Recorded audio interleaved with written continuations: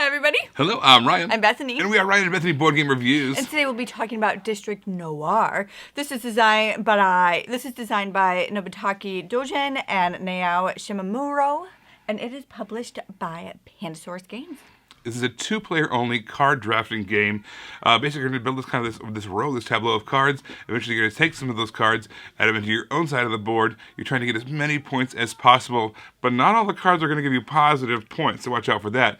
But also, there's going to be some key locations around the city, and if you can get all of those, you're going to immediately win. So let me give you a quick overview of how to play. Alright, our setup for District Noir is pretty easy. Basically, we have a whole deck of cards here. We're going to shuffle them up. We're going to take 3 of them and discard them out of the game. They're not going to be in the game at all. Then every player is going to get a hand of 5 cards. And then we're going to set up 2 of the cards in a row right out front. To kick things off, we're going to assign one player this side of the coin, one player this side, the other side, and then we're going to flip the coin and see who goes first. On your turn, basically you have 2 options. You either add a card from your hand onto the tableau, or you take the tableau, the first 5 cards in a row. So the rules are pretty simple. That's really all there is to it. You're either adding cards or you're taking cards and adding them into your personal supply. These are the cards that are in the game. We have 5 5s, 6 6s, 7 7s, 8 8s. We also have some negative point cards that are red and some positive point cards that are green. But most of all, we have these 3 city cards. There are just one of each of those copies in the game.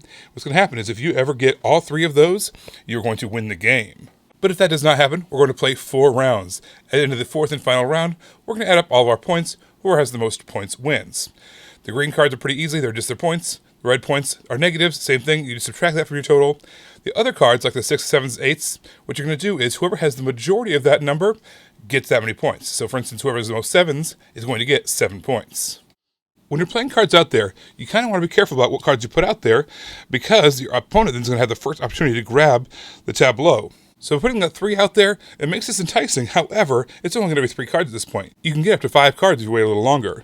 So maybe on their turn, they put that out there. Ooh, now it looks even better. If you get those 6s, that can be really good for you. But you're not quite sold yet. Maybe you want to throw some of those on there. And so tempt your opponent into taking those 6s because it's going to be good for them. However, now they're also going to be forced to take a negative card as well. So maybe even though they don't like that red card, they think the 6s is going to be enough to overcome it. Plus there's a green card there as well. So you know what? They are going to go ahead and take that. They're able to take cards once per round. And remember, there's 4 rounds. However, they still have cards in their hand. They're going to need to keep on playing cards as well. So now from here on out, if they have good cards in their hand, you're going to have the opportunity to get them. So you're going to put a card out. Maybe they put a card out. It's going to keep on going until there's 5 cards in a row that you like. And then you're going to be able to take those as well. At the end of that round, once you've taken cards and your opponent's taken cards, you're going to reset and do it all again. Remember, the game is either going to end once one player has all 3 of the city cards, or at the end of the 4th and final round. If the game lasts until the end of that 4th round, you're going to total up all of your points, and whoever has the most points wins the game. This game is fairly easy to learn and teach. I remember I was trying to help out. Sometimes I take games to work and I try to learn them at my lunch break.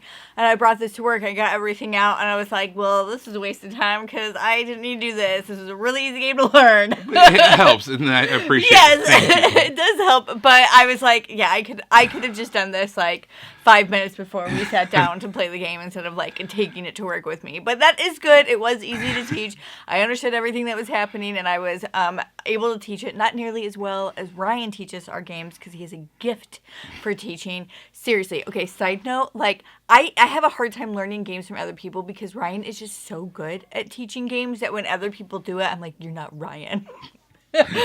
Do better. Yeah, do better.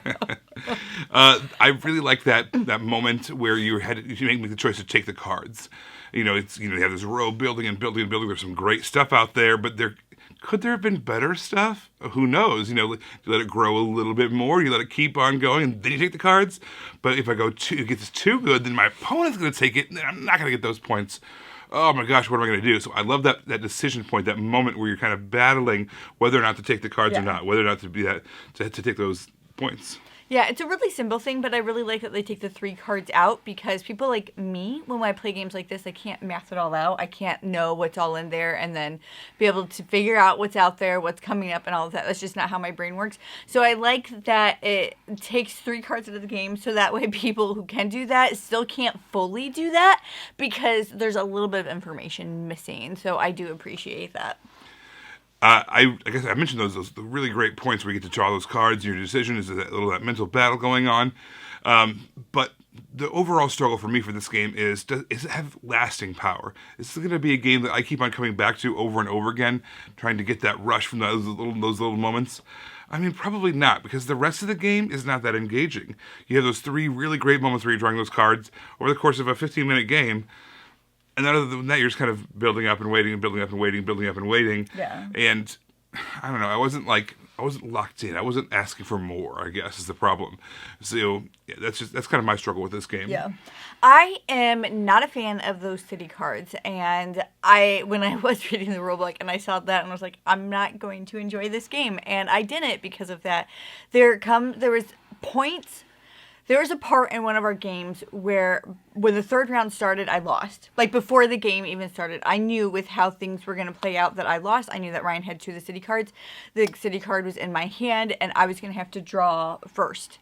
And if I put that down, Ryan's going to take it. If I hold out, Ryan's going to be able to draw that last turn. Like, I won't be able to get that card. And so it was kind of like, I don't even know why I'm playing this round. I don't know why I'm playing the game. I don't mind. I've talked about this before. I don't mind losing in games. I need to feel like I could win. So if I feel like I could win and I keep losing, that's totally fine. I felt like I had something. I was striving for something. I just didn't make it. That's good. This was, I knew I had already lost and I still had to finish playing the game. And I just don't like that feeling. And I agree. And as me as the winner of that particular game, I didn't feel like I earned the win. It was kind of like, here's the win. Congratulations. It's like, okay, thank you. Yeah, yeah. So I agree with those kinds of cards where it's like, if you get 3 of those things, you win the game. Those work if you have like a deck of like 100 cards, and it's really challenging to get them, or you have to do some manipulation, some strategy in order to acquire them or whatever. This was like, you just get them. Yeah. So this is a game that, for me, this is a pass. This is a game I'm not going to be playing on a regular basis. That being said, as a 2-player game, if you're looking for something fast, snappy, and you like those moments where you're like that tension of when do I grab it, this might be a game you want to check out. Yeah, I mean, it's been around for a while, so obviously people do enjoy this game, and I'm the outlier on it, and that is fine. I'm okay being that person. But everybody, thank you so much for watching. Don't forget to subscribe so you can see our videos as they come out. Until then, you can find us in all of these places. You guys, thanks for watching, and we will see you next time. Bye. Bye. You guys, thanks so much for watching. This game was provided to us by a publisher in exchange for a fair and honest review. And if you want to see more stuff, check out over here to see something we think you might like. And over here, we think that YouTube has picked out a great video for you you're going to love. Thanks, guys. We'll see you next time. Bye.